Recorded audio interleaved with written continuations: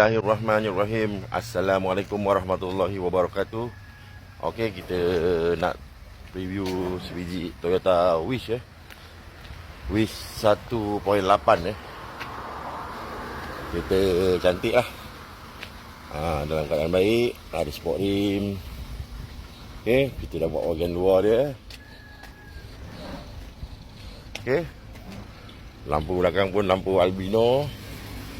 Okey, kita masuk bahagian dalam. Ini bahagian dalam ni lah, kemas. Okey, radio Android player, seat bebas koyak seat bebas koyak. Dalam, depan, belakang semua bersih bersih.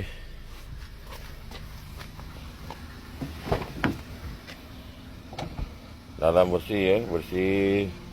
Bebas koyak, bebas cedera lah keadaan dia. Ini keadaan dia dalam, cantik, puas hati. Tu tayar depan, ni tayar belakang. Kereta belakang ada sport rim dia, ada disc brake ada disc brake. Buki bahagian depan.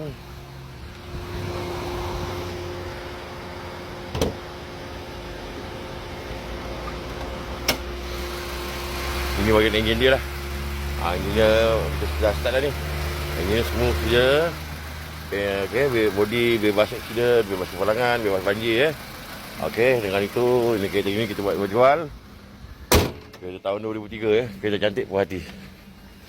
Okey, kereta cantik puas hati. Berkilat mercik warna biru cat baru. 1.8 cc tahun 2003-2004.